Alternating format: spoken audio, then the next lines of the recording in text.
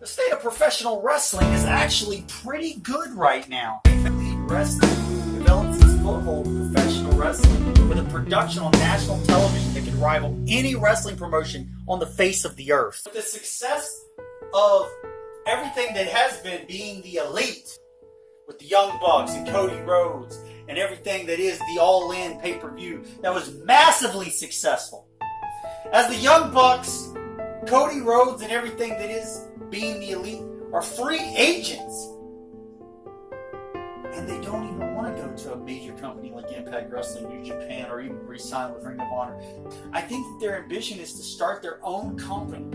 With the success of All In, that leaves a lot of success potential on the table. So I've pretty much changed my defense because how red hot professional wrestling is.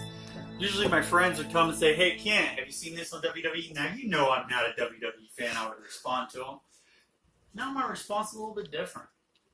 Where the f*** you think I'm going to find the time to watch the WWE? I'm watching Major League Wrestling. I'm watching Ring of Honor. I'm watching New Japan. I'm watching so much damn wrestling. What the hell? Where could I possibly put some boring-ass WWE program into my schedule? And why in the hell would I do it with so much great content coming out of so many different varieties in the professional wrestling universe? Right now, wrestling is red hot. As we approach Homecoming, a pay-per-view on paper that has me more excited than a lot of pay-per-views in the past have ever had on paper. Brian Cage goes up against Johnny Impact. And why does this really excite me?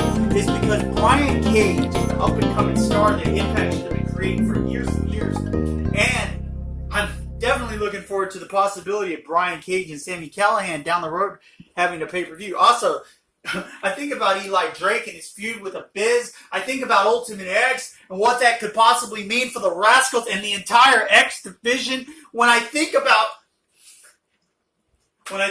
Blanchard versus Valkyrie for the Knockouts Championship, I think about what it meant when Awesome Kong faced Gail Kim. Speaking of Gail Kim, she's a special guest referee. Does it get any better than this, folks? As we head into Homecoming, what is sure to be one of the best pay-per-views that Impact Wrestling has put on to date. I'm telling you, folks, I'm jacked up about professional wrestling. I'm telling you, right now the wrestling world's on fire, and who the f*** needs the WWE? Let's talk about Major League Wrestling, and Loki's the World Heavyweight Champion. Tony Schiavone gives it that WCW feel, and I don't mean that as a bad thing. It really feels like a high-production level company, and it's coming off national television. If you've not checked out Major League Wrestling, I was a little bit, well, let's just say not so excited. My friend Felix kept on saying, "Man, you got to check out this." I checked out the live special that Major League Wrestling recently put on, and I tell you what, I thought it was pretty fucking awesome. From a production level to storylines that they were telling, everything seemed to be good. They actually had Sami Callihan, but it seemed like a little bit of an OVE ripoff. I think they're kind of getting away from that. Sami Callihan just seems tremendous in any aspect you put it, but I didn't really care for how he was coming across in Major League Wrestling. I love how Sami Callihan is coming across in Impact Wrestling. But I digress because I want to tell you what I did like about it was the production of this company and their clear love for what is their light heavyweight division, X division, cruiserweight division, whatever you want to call it. But their light heavyweight division, they truly love it. It reminds me of what NWA TNA used to be in the Wednesday night pay-per-views, where they were putting that forward. And obviously that's why it's got such a good WCW feel. Because, I think when people think about WCW and what was truly great about WCW, you had to think about the WCW Cruiserweight division. It was on fire. At a time with 205, people want to talk about that. They don't know shit. They really don't.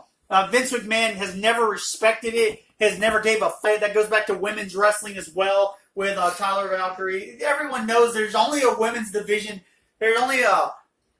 What do they call it? Evolution of women's wrestling in the WWE because of Gail Kim and Awesome Kong and what they did at TNA years ago. I tell you what, folks, professional wrestling is on fire. You should be watching Major League Wrestling. You should be watching Impact Wrestling. You should be watching New Japan. And you should definitely, one more thing I want to touch on. What is next for the cast of Being the Elite? For us on YouTube, we know what they mean to the YouTube community. We know that they have changed the wrestling game because of YouTube and Being the Elite, and proved that you don't need to work for a major promotion. You can do it in-house. And I tell you what, thank you, YouTube. Thank you, Twitter. Thank you, Facebook, for making things like that possible. And God bless each and every one of you. I can't wait to see what Being the Elite, Cody Rhodes, the Young Bucks do next in professional wrestling. The rumor is they're going to start their own promotion. One more time, WWE.